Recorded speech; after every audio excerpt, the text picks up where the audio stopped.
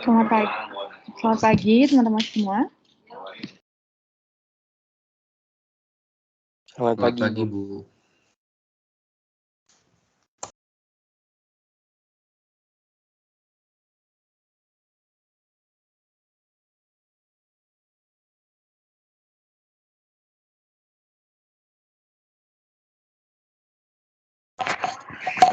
Ya, mohon maaf ya, saya agak telat membuka kelas ini pada hari ini karena tadi saya habis upacara dulu ya. Hari ini adalah Hari Kebangkitan Nasional ya, teman-teman semua.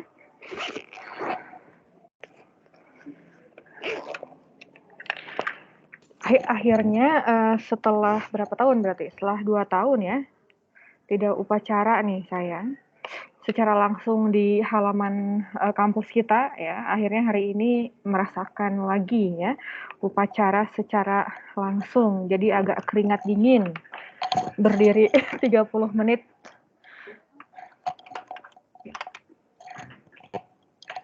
Bentar ya.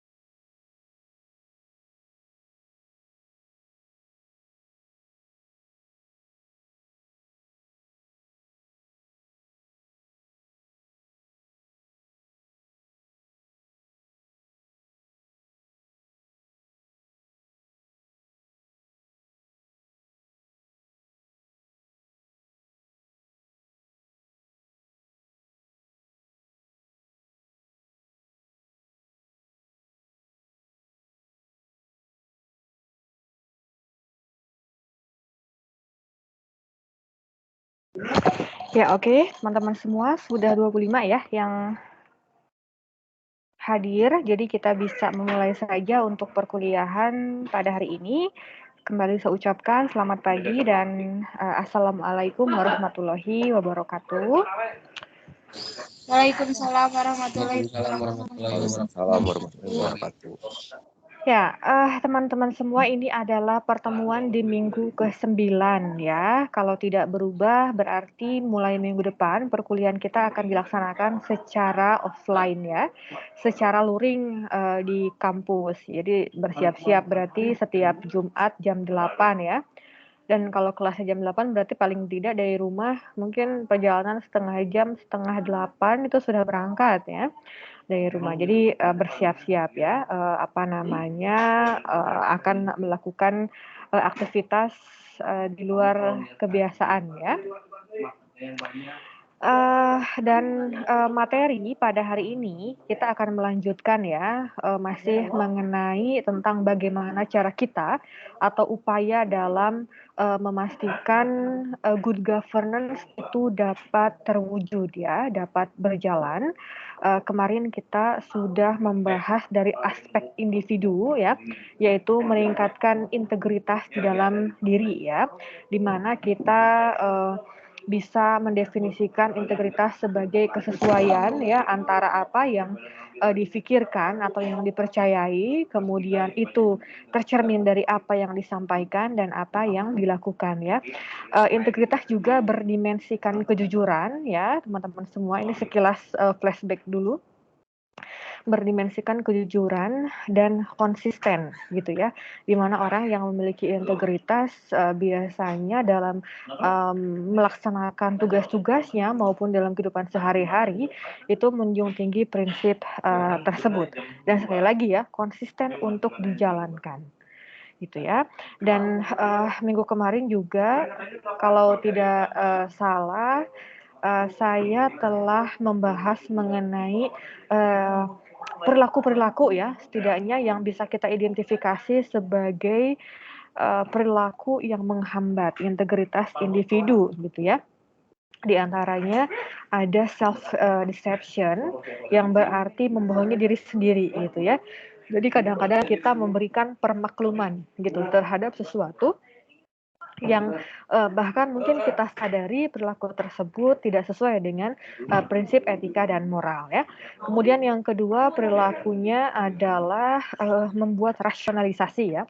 Terkadang rasionalisasi juga bisa berdampak pada menurunnya tingkat integritas seseorang, apalagi rasionalisasinya terkait hal-hal yang melanggar prinsip etika dan moral ya. Jadi kita membuat alasan-alasan kenapa kita melakukan perbuatan itu, seolah bahwa apa yang telah kita lakukan karena memiliki alasan maka tidak apa-apa, kurang lebih begitu ya. Dan satu lagi kemarin yang saya bahas adalah mengenai disengagement ya, sebuah perilaku untuk menarik diri dari keterlibatan ya, atau kita bisa sebut sebagai tindakan yang apatis atau tidak peduli ya.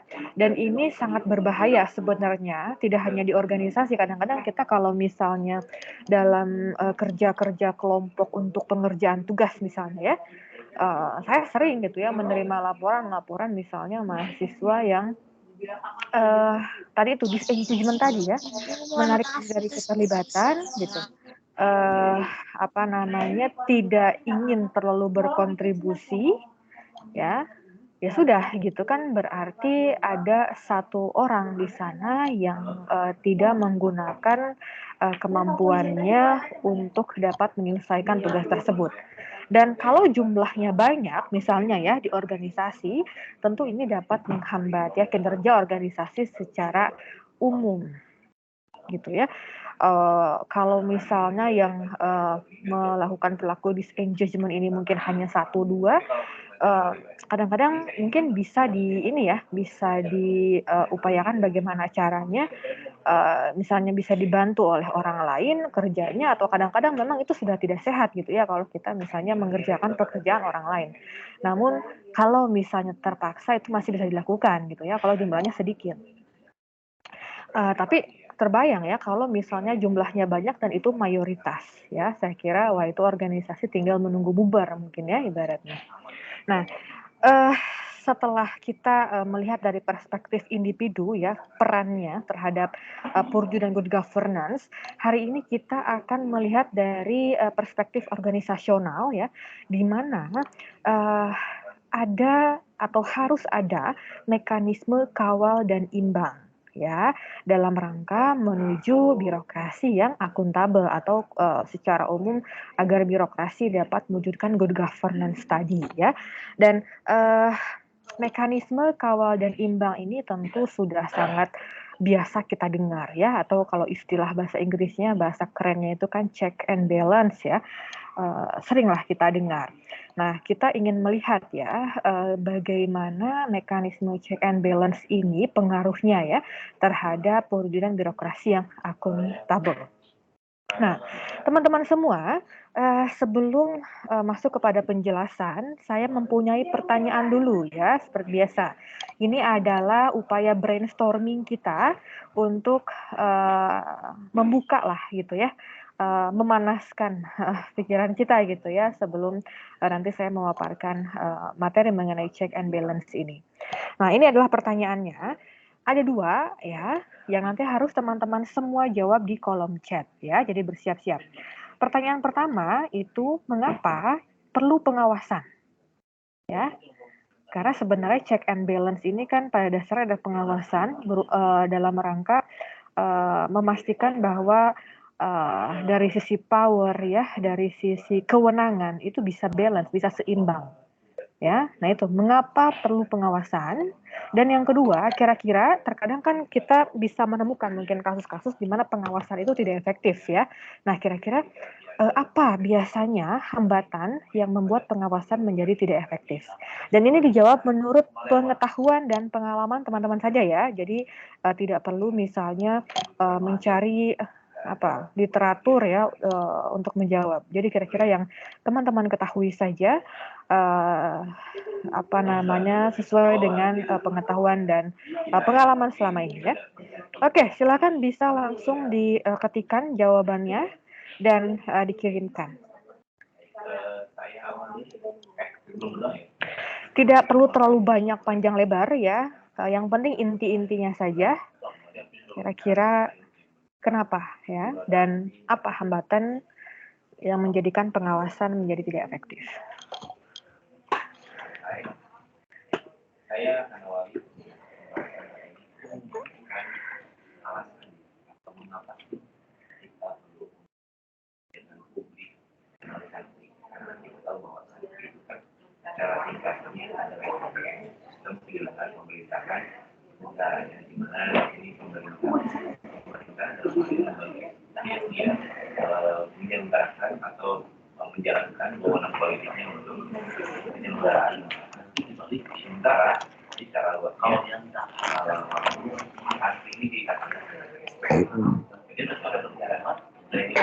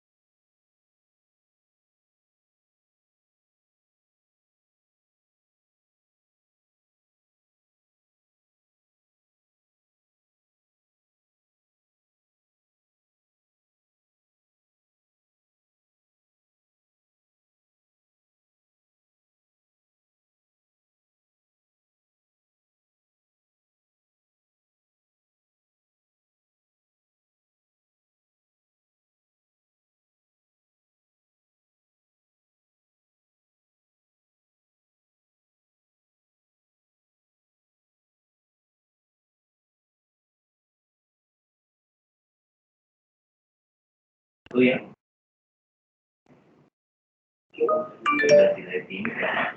sudah ada yang mengirimkan jawabannya ya. Oke, masih ditunggu ya yang lainnya.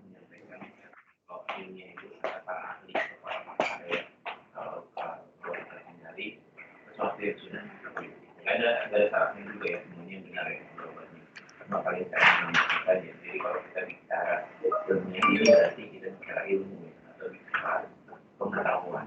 Berarti alasan ilmiahnya kita harus mempelajari kebijakan publik di dalam nanti ini supaya kita bisa mendapatkan pemahaman ya, atau bisa memiliki pengetahuan terkait bagaimana hakikat atau asal mula kebijakan publik di Indonesia. Jadi misalnya ada suatu kebijakan, kita harus paham latar belakangnya apa sih, alasannya apa sih dibuat, dan kenapa sih kebijakan itu dibuat. Jadi pertama secara ilmiah kita punya pengetahuan terkait asal mula atau hakikat dibentuknya suatu kebijakan. Selanjutnya kita bisa belajar bagaimana proses yang mengangkat kebijakan itu dilaksanakan. Apakah berjalan mulus ya, berjalan lancar, apakah mendapatkan dukungan dari masyarakat, apakah mendapatkan resistensi dari masyarakat. Dan yang ketiga, kita juga bisa memiliki pengetahuan bagaimana dampak untuk kebijakan kepada masyarakat. Nah, kita bisa melihat apakah dampaknya baik ataukah dampaknya buruk. Karena kan Oke, mungkin ini baru 2/5 ya dari jumlah keseluruhan mahasiswa sepertinya yang sudah mengirimkan. Silahkan ya, waktunya hampir habis. Sampaikan yang intinya saja ya. Oke, sudah mulai masuk. Sepertinya memang agak ini juga ya, agak loading juga nih masuk ke sayanya.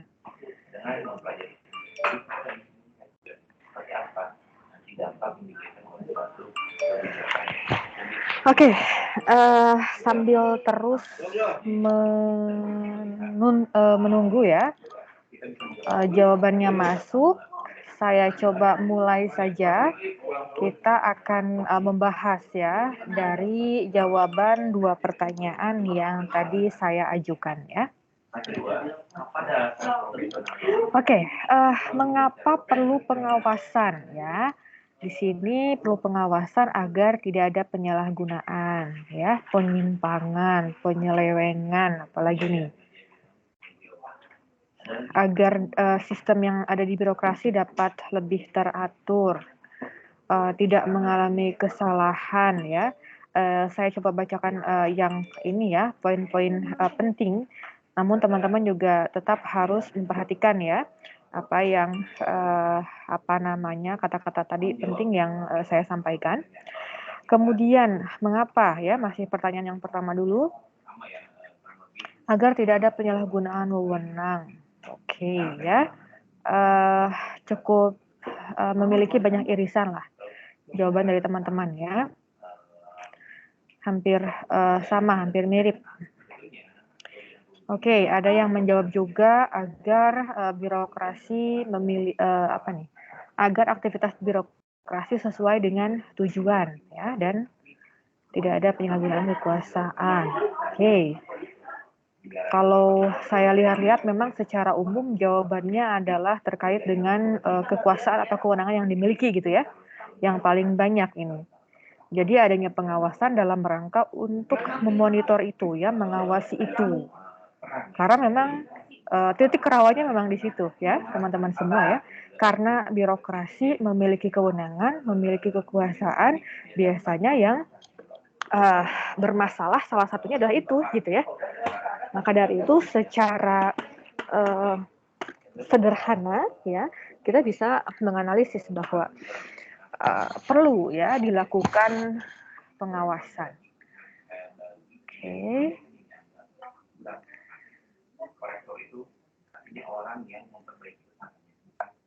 Ini saya sambil scroll ke bawah ya. Nah, ada yang menjawab juga agar birokrasi dapat transparan.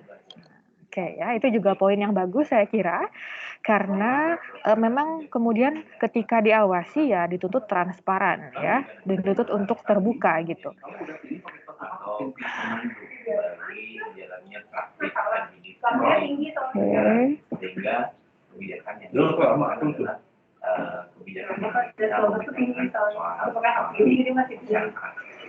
Oke, untuk jawaban nomor pertama ini saya sudah berada di paling bawah jawaban ya dari teman-teman. Kembali saya ulangi bahwa secara umum jawaban teman-teman ini tentang mengapa perlu pengawasan adalah terkait dengan agar tidak terjadi kesewenang-wenangan, penyelewengan, atau hal-hal lain yang memang terkait dengan kepemilikan kekuasaan atau wewenang ya di birokrasi gitu. Dan pertanyaan yang kedua, nah terkadang gitu kan pengawasan pun sulit untuk dilakukan. Kira-kira kenapa? Kita akan bedah ya jawaban teman-teman sesuai dengan pengetahuan teman-teman semua. Kenapa pengawasan tidak efektif? Karena kurang informasi ya, betul tadi itu ya. Karena jangan-jangan kurang terbuka misalnya, tidak transparan.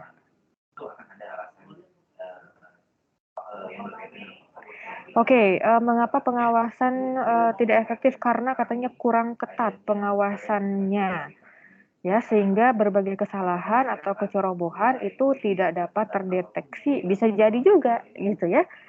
Kalau di birokrasi kita tahu bahwa ada lembaga-lembaga khusus misalnya yang fungsinya mengawasi, yang terkadang gitu ya kegiatan-kegiatan yang kemudian menyimpang, tidak sesuai dengan kewenangannya, itu kemudian tidak terdeteksi, bisa jadi gitu ya.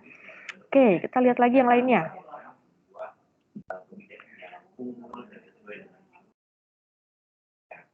Kalau bicara kasus ini juga yang berkaitan dengan nasionalitas masyarakat, saya kira tidak perlu jauh-jauh ya. Oke, ini juga ada jawaban yang menarik ya. Mengapa pengawasan menjadi tidak efektif? Karena keseganan terhadap individu yang memiliki jabatan lebih tinggi gitu ya. Sehingga kita merasa kalau harus mengawasi orang tersebut misalnya atau organisasi tersebut, kita segan gitu ya. Oke, itu juga masuk akal ya. Kalau dihadapkan pada sebuah kondisi tersebut sangat realistis ya, itu yang akan terjadi. Kemudian,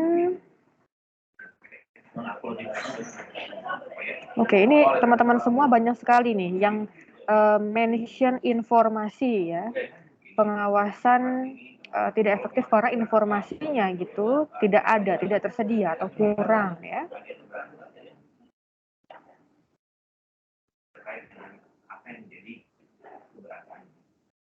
Kurang ketegasan. Nah, ini juga sekali lagi kalau kita berbicara logika sederhana ya bisa jadi gitu ya. Ketika lembaganya sudah ada, orang-orang yang ditugaskan untuk mengawasinya ada, namun karena adanya kadang-kadang bisa jadi pembiaran, kadang-kadang permakluman gitu ya, atau mungkin tadi itu karena merasa pihak tersebut memiliki power yang sangat tinggi sehingga orang-orang atau lembaga yang mengawasi pun kemudian yang terlihat gitu ya menjadi kurang tegas.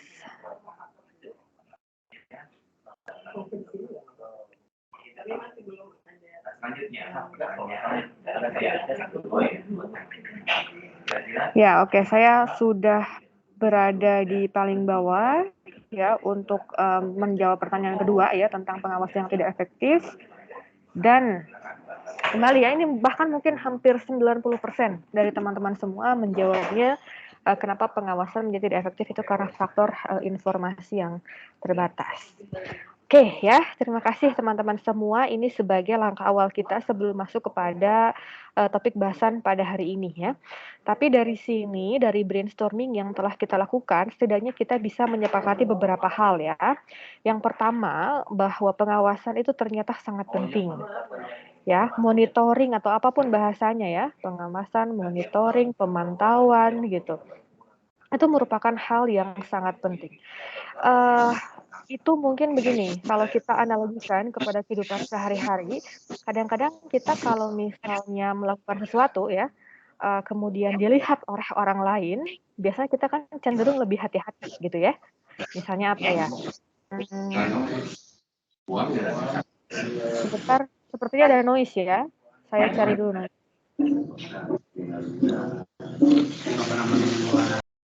Oh, ini suaranya Rizky nih. Oh, sudah di mute ya.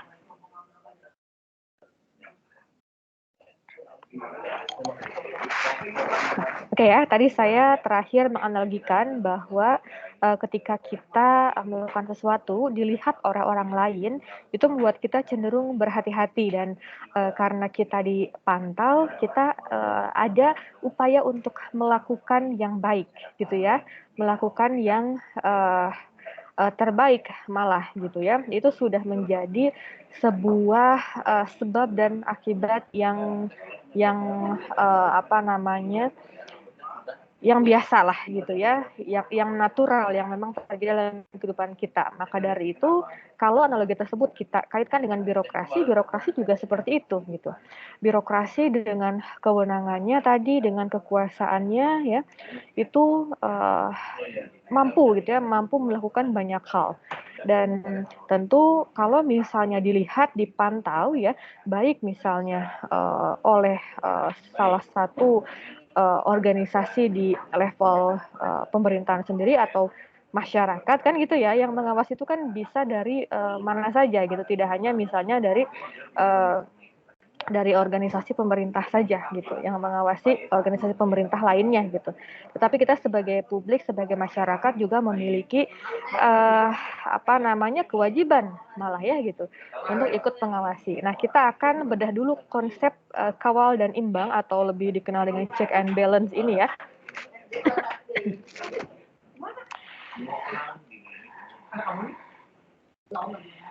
Ya, teman-teman semua, kalau kita lihat definisinya ya, kawal dan imbang ini kan dalam terminologi bahasa Indonesianya lah gitu ya. Kalau bahasa Inggrisnya check and balance. Oke, saya next dulu. Nah ini ya definisinya. Cek atau kawal atau bisa disebut juga sebagai kendali ya kalau di bahasa Indonesia. Ini kita lihat definisinya, merupakan mekanisme kelembagaan yang, nah ini yang kata kuncinya ya, keywordnya, untuk mencegah penggunaan kekuasaan secara mutlak. Gitu ya. Maka dari itu caranya bagaimana gitu. Cara yang paling mudahnya adalah dengan memisahkan kekuasaan ya dan membaginya ke lembaga-lembaga yang berbeda. Maka dari itu kita kenal ada lembaga-lembaga yang secara fungsi bisa kita lihat perbedaannya secara jelas. Walaupun kalau di Indonesia kadang-kadang juga memiliki irisan ya. Misalnya ada lembaga eksekutif, ada lembaga legislatif, ada lembaga yudikatif gitu ya. Itu sudah dipisah-pisahkan kekuasaannya gitu. Agar apa? Agar tidak absolut tadi, agar tidak mutlak kekuasaannya dipegang oleh salah satu lembaga misalnya. Jadi jangan sampai misalnya lembaga eksekutif sebagai lembaga yang melaksanakan misalnya kebijakan publik, tetapi juga memiliki peran untuk kekuasaan kehakiman misalnya atau peradilan. Nah, itu kan berarti nanti ada kecenderungan atau potensi ya melakukan kesewenang-wenangan. Itu ya sebagai logika sederhananya. Maka dari itu harus dipisahkan. Yang memegang kekuasaan kehakiman, peradilan itu harus di lembaga yudikatif misalnya. Namun kembali tadi dalam konteks Indonesia kadang-kadang ini ada irisannya gitu karena memang berupaya untuk check and balance tadi gitu ya. Di mana misalnya pembuatan kebijakan itu tidak hanya dilakukan oleh legislatif ya, tetapi juga bisa diinisiasi. Nah, ini inisiatornya gitu. Inisiasi oleh lembaga eksekutif yang nanti juga harus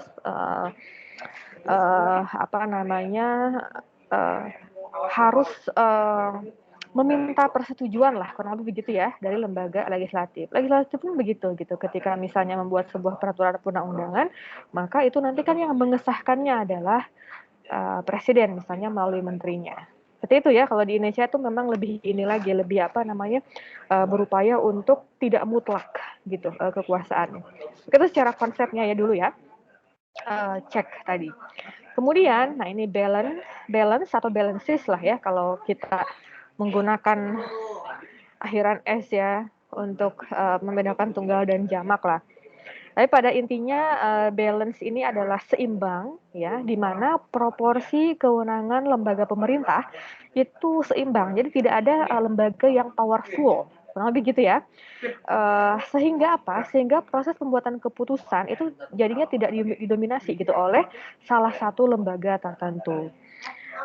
Kita dulu sebelum revisi ya. Amandemen tepatnya. Sebelum amandemen Undang-Undang Dasar 1945, kita mengenal ada yang namanya lembaga tertinggi negara ya, yaitu MPR gitu. Yang di situ sebenarnya menunjukkan bahwa ada lembaga yang sangat powerful di situ gitu ya. Yang kemudian di bawahnya presiden, bahkan presiden pun di bawah gitu ya, dari MPR itu. Tetapi pasca amandemen itu kemudian diganti ya, jadi tidak ada istilah lembaga tertinggi, tapi yang ada adalah lembaga tinggi negara ya. Posisinya relatif setara gitu ya, yang berarti di situ memang sudah ada pembagian kekuasaan dan berupaya agar proporsi sekali lagi ya dari kekuasaan itu bisa seimbang.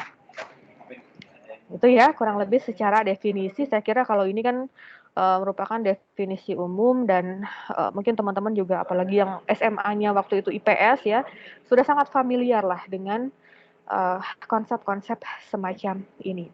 Dan kalau kita berbicara tentang bagaimana kekuasaan itu diatur ya di dalam sebuah pemerintahan lah gitu ya, bisa disebut seperti itu, maka ya tidak lengkap lah kalau kita tidak membahas teorinya dari Baron Montesquieu ya, dan ini pun tokoh yang cukup terkenal ya dengan teori yang dikemukakannya mengenai apa. Ada yang tahu tidak nih? Pasti tahu teorinya, tetapi mungkin kurang familiar dengan siapa yang mengemukakan teori itu. Ya, jadi Baron Montesquieu itu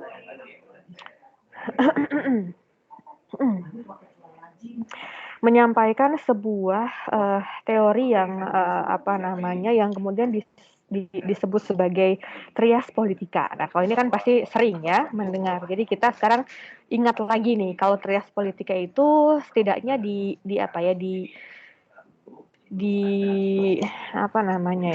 pertama kali lah gitu ya dikemukakan salah satunya lah gitu ya. Salah satunya yang terkenal itu adalah Baron Montesquieu itu.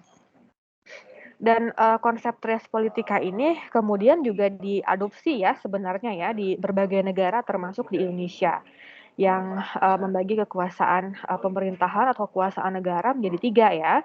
Ada legislatif yang fungsinya untuk membuat undang-undang, kemudian eksekutif yang melaksanakan undang-undang, dan yudikatif nanti ini untuk lembaga peradilan ya yang mengadili atas pelanggaran dari peraturan perundang-undangan itu. Nah, memang awal kemunculan konsep trias politika ini benar-benar gitu ya mengatur tentang pembagian kekuasaan ini dengan sangat kaku gitu ya, bahwa ya sudah legislatif itu fungsinya membuat undang-undang, eksekutif ya tidak membuat undang-undang gitu. Itu merupakan bagian dari kekuasaan legislatif kan gitu ya. Dan kembali kalau kita lihat dalam konteks Indonesia ada sedikit variasi ya, di mana mungkin kalau saya perhatikan gitu ya dengan melihat kondisi Indonesia dan kebutuhan untuk pengawasan di Indonesia, maka baik pembuatan kebijakan ya terutama pada pembuatan kebijakan itu bisa diinisiasi oleh legislatif dan eksekutif, dan keduanya itu saling membutuhkan gitu ya, tidak bisa dipisahkan. Namun tetap gitu ya ada tugas utama misalnya dari kekuasaan legislatif dalam mengawasi ya gitu. Kemudian kita juga mengenal hak-haknya ya, kalau kita kaitkan dengan DPR kita misalnya seperti hak interpelasi dan hak-hak lainnya yang kita tidak akan bahas di sini lah ya. Oke, namun, sekali lagi intinya kita, mengenal bahwa trias politika ini, menjadi sebuah konsep pembagian kekuasaan yang, seringkali digunakan ya oleh berbagai negara untuk memastikan bahwa ada check and balance tadi, gitu ya. Nah, sebagai gambaran ya, teman-teman semua, sebagai gambaran saja untuk konteks Indonesia ya, ini sekaligus memvalidasi lah gitu ya, apa yang telah tadi saya sampaikan bahwa kekuasaan eksekutif dan legislatif itu memiliki irisan ya, tidak benar-benar secara eh, kaku gitu ya, seperti konsep trias politika yang disampaikan oleh Baron Montesquieu tadi ya. Nah, kita lihat ini untuk level pemerintahan daerah ya. Kita kenal DPRD sebagai lembaga apa? Legislatifnya lah ya gitu kalau daerah. Kepala daerah berarti sebagai pemegang kekuasaan eksekutif lah. Kita bisa katakan demikian. Nah, kita lihat di sini peran-perannya ya. Karena DPR merupakan lembaga apa ya? Ya intinya yang tadi ya terkait dengan peraturan-peraturan terutama di daerah, maka ya mengesahkan ya peraturan daerah dan kepala daerah juga bisa menginisiasi ya membuat rancangan peraturan daerah yang nanti ya disahkannya oleh DPR dan nanti kalau sudah disahkan oleh DPR maka dikembalikan lagi ya diumumkannya oleh kepala daerah. Nah itu ya bisa kita rasakan di situ yang saya maksud sebagai irisan gitu. Jadi ada benar-benar ada peran yang tidak dapat dipisahkan. Nah, namun karena ini merupakan lembaga legislatif, ya DPRD juga melakukan pengawasan terhadap pelaksanaan pemerintah. Jadi misalnya sejauh mana kebijakan itu dilaksanakan, sejauh mana kemudian penggunaan anggaran itu bisa dipantau lah, kurang lebih begitu ya. Dimana kan dalam perumusan anggaran pun biasanya kan antara eksekutif dan legislatif ini kan sama-sama, gitu ya. Nah, usulan anggaran di sini dinilai dan diputuskan, ya, termasuk hal-hal lain di sini. Nah ini ya, ada mengusulkan rancangan peraturan daerah.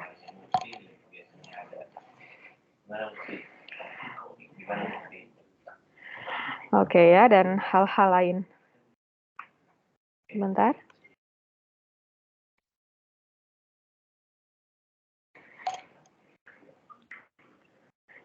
Oke, teman-teman semua, itu tadi adalah gambaran nyata ya dari pembagian kekuasaan eksekutif dan legislatif di tingkat lokal ya.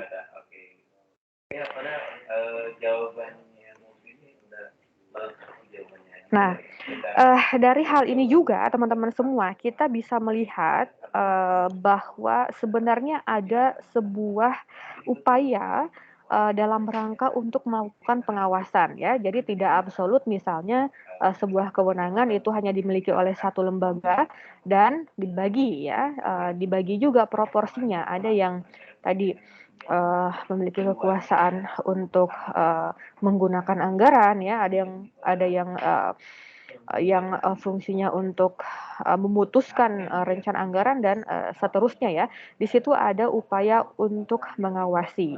Dan nah kita lanjut ke yang selanjutnya ya, teman-teman semua. Bahwa pengawasan ini sebenarnya itu juga dalam rangka untuk memastikan akuntabilitas.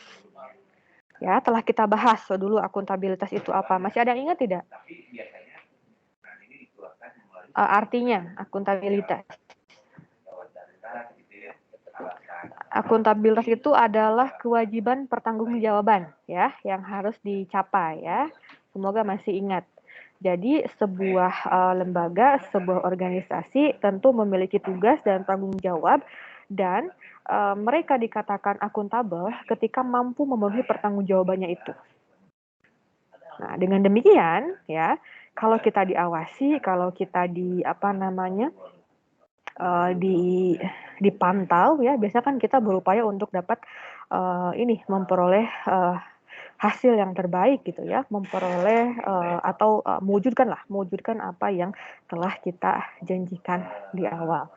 Ya, jadi ini sangat berkaitan pengawasan dengan kemampuan ya untuk mewujudkan akuntabilitas. Dan ingat bahwa akuntabilitas ini kan merupakan salah satu prinsip ya di dalam good governance. Sehingga kalau kita tarik kepada skop yang lebih tinggi lagi ya, pengawasan ini sangat penting gitu ya untuk mendorong ya upaya pewujudan good governance tadi.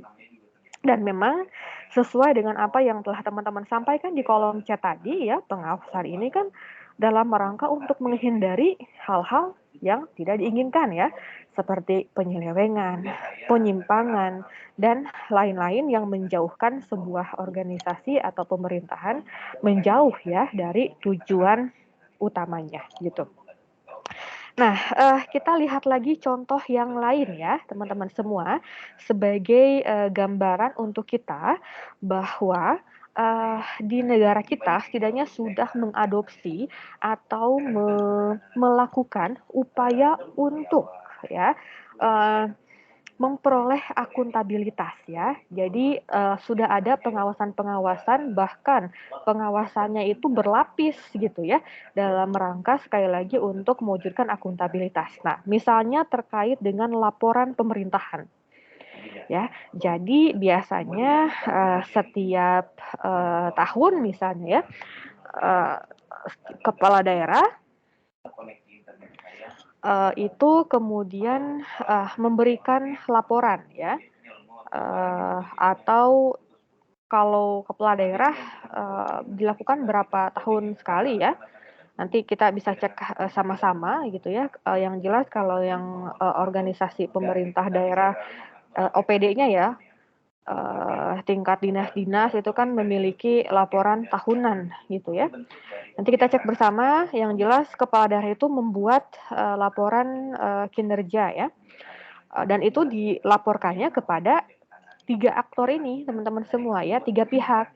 Ada DPRD ya, ada LPPD ya, dan ada masyarakat secara umum ya, yang nanti kita akan bahas melalui apa sih kalau misalnya pemerintah lah gitu ya memberikan laporan terkait dengan kinerjanya.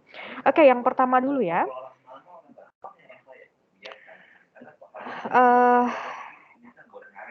Oke, ini pemerintah daerah itu membuat yang namanya LPPD ya, laporan penyelenggaraan pemerintah daerah, dan kita contohkan saja bupati ya, berarti tingkat kabupaten.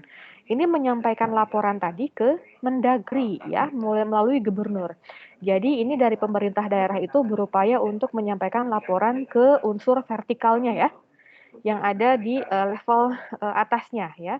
Ke Mendagri itu kan berarti sebenarnya ke presiden ya, melalui Mendagri, dan disampaikannya melalui gubernur. Ya.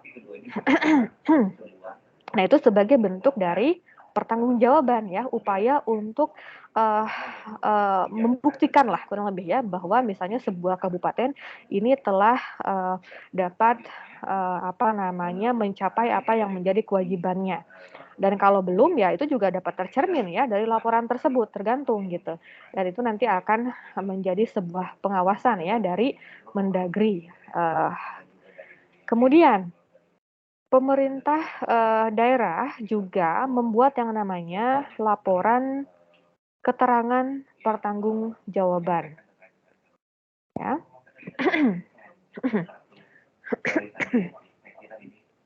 Nah, kalau laporan keterangan pertanggungjawaban ini nanti bisa untuk pelaporan kepada DPRD tadi ya, teman-teman semua. Sekaligus nanti kan ini sebagai upaya untuk pengawasan juga ya yang dilakukan oleh DPRD terkait dengan kinerja pemerintah daerahnya. Nah, yang ketiga ini adalah laporan ya sebenarnya, dan ini ditujukannya untuk masyarakat. ya, atau biasa disebut sebagai ILPPD ya, Informasi Laporan Penyelenggaraan Pemerintah Daerah. Dan biasanya ini bervariasi gitu ya penyampaiannya. Ada yang melalui media cetak, kadang-kadang kan kalau sekarang itu setiap kabupaten atau kota sudah memiliki websitenya sendiri gitu ya, sehingga apapun informasi peraturan perundang-undangan atau apapun ya terkait dengan penyelenggaraan pemerintahan di daerah itu sudah ada di sana gitu. Jadi masyarakat umum itu bisa mengaksesnya, dan ini dilindungi lah ya oleh Undang-Undang Keterbukaan Informasi Publik. Informasi tentang segala penyelenggaraan ya pemerintahan, termasuk penggunaan anggaran yang digunakan itu perlu dibuka ya, perlu transparan kepada publik. Nah, sekali lagi ini merupakan salah satu contoh teman-teman semua upaya pengawasan yang dilakukan. Paling tidak kan kalau pemerintah daerah misalnya membuat sebuah laporan, kita bisa melihat ya sejauh mana ketercapaian tujuan yang telah ditetapkan. Nah, itu yang disebut dengan akuntabilitas, sejauh mana mereka dapat bertanggung jawab atas apa yang mereka telah lakukan ya, atau kewajiban pertanggungjawabannya sejauh mana telah dapat tercapai. Nah, ini mekanisme yang paling tidak ada di Indonesia sebagai upaya untuk ya mewujudkan pengawasan yang proporsional dan mewujudkan akuntabilitas penyelenggaraan pemerintahan ya.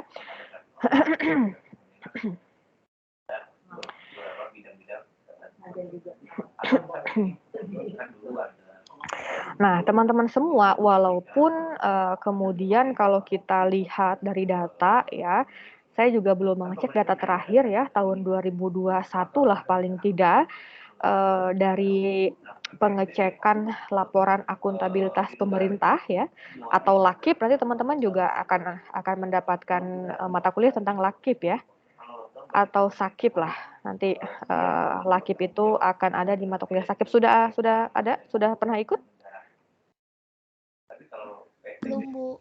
Belum ya, nanti akan diperkenalkan dengan bagaimana pemerintah daerah itu harus membuat laporan akuntabilitas kinerja, dan itu akan dinilai setiap tahunnya ya. Dan nanti akan ada kategorisasi juga, misalnya pemerintah daerah yang mana atau pemerintah di level pusat yang mana yang dapat memenuhi unsur akuntabilitas atau yang misalnya belum. Ya, dan itu akan menjadi evaluasi perbaikan di tahun-tahun berikutnya. Tambahan teman-teman semua dari saya ya, sebenarnya lembaga pengawas ini kalau tadi kita kaitkan dengan konsep trias politika ya, DPR misalnya legislatif itu kan mengawasi ya eksekutif, tetapi kalau kita bawa kepada lingkup yang lebih kecil ya, misalnya di LAN saja ya, di sebuah lembaga pemerintah non kementerian itu pasti memiliki lembaga pengawas internal ya, yang disebut dengan inspektorat. Nah, jadi kan ada upaya gitu untuk dapat memastikan dulu secara internal sebelum kita diawasi oleh eksternal, misalnya gitu ya. Sebelum kita diawasi oleh lembaga-lembaga eksternal lainnya, kita perlu memastikan dulu nih secara internalnya diawasi dulu oleh internal, agar nanti kalau ada pengecekan dari eksternal, maka kita sudah siap. Kurang lebih begitu ya. Daerah pun sama nih, pemerintah misalnya Kota Bandung itu punya yang namanya inspektorat. Salah satu lembaga yang biasanya di bawah gubernur gitu ya, yang melakukan fungsi pengawasan terhadap seluruh dinas-dinas yang ada di Kota Bandung ya, itu sebagai upaya sekali lagi untuk mengawasi. Dan dalam konteks Indonesia saat ini banyak sekali sebenarnya lembaga pengawas ya, bahkan lembaga ad hoc seperti KPK pun itu melakukan pengawasan sebenarnya, terutama untuk kasus-kasus pelanggaran tindak pidana korupsi ya kalau KPK.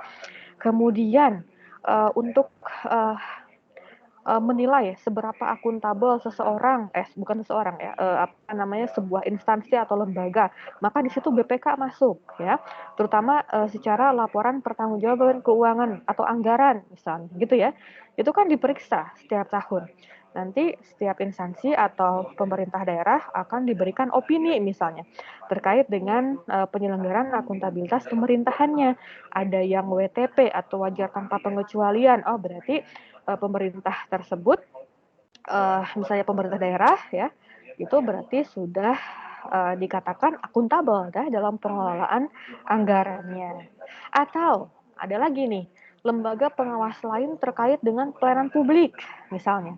Kita pernah mendengar istilah ombudsman, ya, semoga pernah mendengar nih. Itu juga merupakan lembaga pemerintah ya, terutama ombudsman itu ada di nasional ya, ombudsman, dan memiliki kantor perwakilan di setiap provinsi di seluruh Indonesia gitu ya. Nah, ombudsman ini fungsinya adalah memastikan bahwa pelayanan publik yang diberikan oleh seluruh instansi pemerintah itu dapat sesuai dengan peraturan perundang-undangan. Makanya mereka melakukan pengawasan dan mereka juga menerima pengaduan ya dari masyarakat, nanti akan ditindaklanjuti dengan mekanisme tertentu ya. Termasuk teman-teman misalnya kalau merasa nih diperlakukan dengan tidak adil, didiskriminasikan ya di dalam sebuah pelayanan publik, teman-teman bisa melakukan pengaduan ya. Sekali lagi, lembaga pengawasan ini sangat bervariasi dan saya kira cukup rumit ya di Indonesia, karena ya terus saja ada yang baru, nanti mungkin juga kita akan suatu saat gitu ya, di masa yang akan datang mungkin ada yang baru lagi gitu ya, dengan fungsi yang lainnya lagi gitu ya, tergantung dari memang kebutuhan ya. Maka dari itu tidak menutup kemungkinan lah gitu ya, bahwa akan ada lembaga-lembaga baru. Namun di sini yang perlu kita garis bawahi adalah, oh berarti memang sudah ada upaya untuk ya mengawasi penyelenggaraan pemerintahan dalam rangka mewujudkan akuntabilitas dan good governance tadi. Nah, ini adalah yang terjadi ya. Dan kalau kita coba kritis ya, teman-teman semua, apalagi nih teman-teman kan masih muda, harusnya sih lebih kritis lagi melihat sebuah persoalan ya. Tadi saya menyatakan bahwa oke, kita sudah ada upaya loh, kita sudah ada gitu ya lembaga-lembaganya. Namun ya, kalau kita lihat coba kenyataannya gitu ya, terkadang ya pengawasan ini dari sisi kinerja pengawasannya kurang misalnya ya. Tadi telah teman-teman sampaikan sebenarnya di pertanyaan awal tadi ya, kenapa hambatan-hambatannya. Nah, terkadang pengawasan ini menjadi kurang efektif. Memang tadi yang pertama adalah persoalan informasi atau data-data ya. Karena apa? Karena pengawasan itu tentu kan membutuhkan sebuah objek ya untuk dilihat, untuk diamati, untuk diawasi gitu ya. Kalau tidak ada ya sudah gitu, ingin mengawasi apa gitu kan. Jadi saya bisa sangat memahami gitu logika teman-teman kenapa menjawab informasi atau data-data tadi ya. Nah, terkadang juga lembaga-lembaga pengawas ini memiliki keterbatasan secara kewenangan. Ya, teman-teman.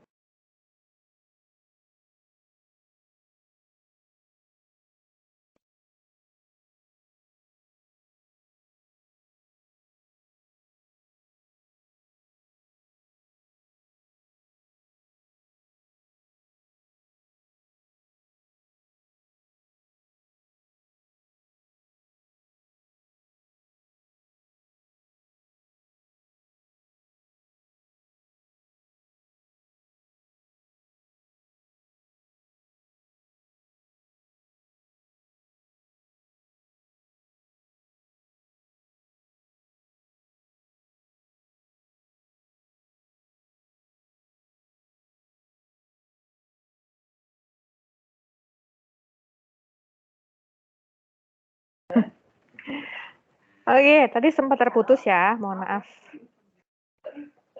Biasa wifi kantor mungkin sedang ini ya, sedang banyak yang pakai tadi. Ya, kembali ya. Tadi saya ingin mencontohkan bahwa seringkali lembaga pengawas ini tingkat intervensi untuk kemudian mengubah sebuah keadaan itu cukup rendah. Misalnya Ombudsman RI ya, yang menerima pengaduan dari masyarakat misalnya.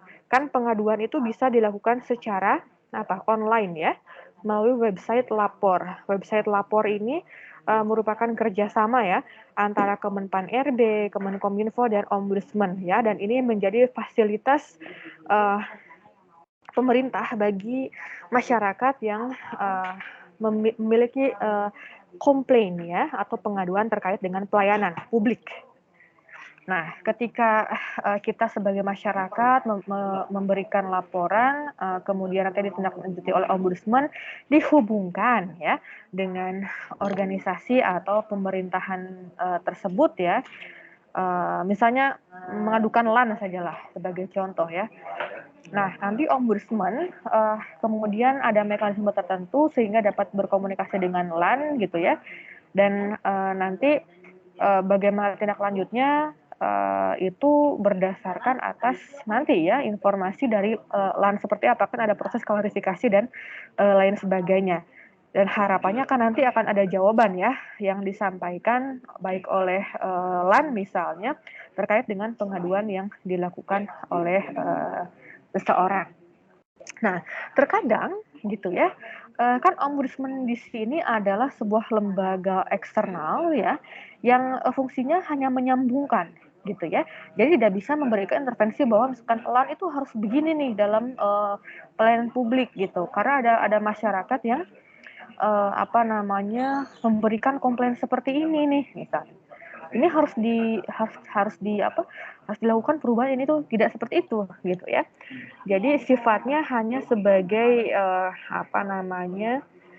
pemberi informasi, kemudian mempertemukan lah ya antara pihak-pihak yang terlibat, kemudian memediasi lah gitu. Paling tidak seperti itu. Dan itu berarti apa? Kembali ke lembaga masing-masing gitu ya, untuk kemudian sejauh mana akan merespon setiap pengaduan masyarakat. Itu sebagai contoh lagi ya, contoh lain bahwa pengawasan itu juga tidak serta-merta gitu ya mudah untuk dilakukan hanya mengamati gitu kan, tetapi pengawasan itu harapannya adalah dapat mengubah gitu ya, dapat mengubah dan memastikan bahwa segala tindakan ya, pilihan-pilihan keputusan itu dapat mengantarkan sebuah organisasi untuk mencapai sebuah tujuannya, terutama kan untuk pelayanan terhadap masyarakat. Oke, saya kira itu ya teman-teman semua yang ingin saya sampaikan pada hari ini. Sebenarnya saya ada acara jam 9 ini, diundang oleh LAN Jakarta untuk membahas tentang forum organisasi dan tata laksana ya. Namun mungkin kalau ada yang ingin disampaikan dulu, saya berikan kesempatan.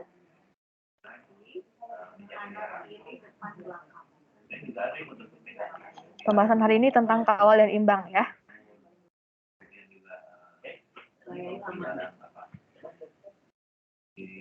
Larang mudik gitu ya. Kemudian juga ada larang lain yang dalam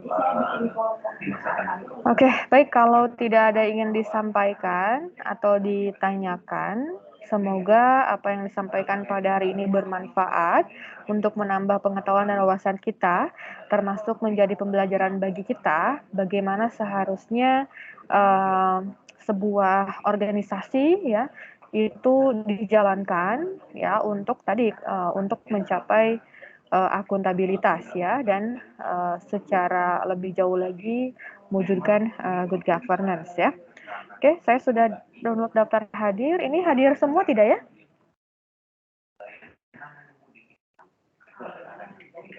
Ada 30 orang di sini. Hadir semua, Bu. Hadir ya. Oke. Oke, dengan demikian ya teman-teman semua, saya akhiri. Teman-teman semua semoga sehat selalu. Sampai jumpa minggu depan, insya Allah. Saya akhiri. Assalamualaikum warahmatullahi wabarakatuh. Waalaikumsalam warahmatullahi wabarakatuh. Oke, saya unmuting ya.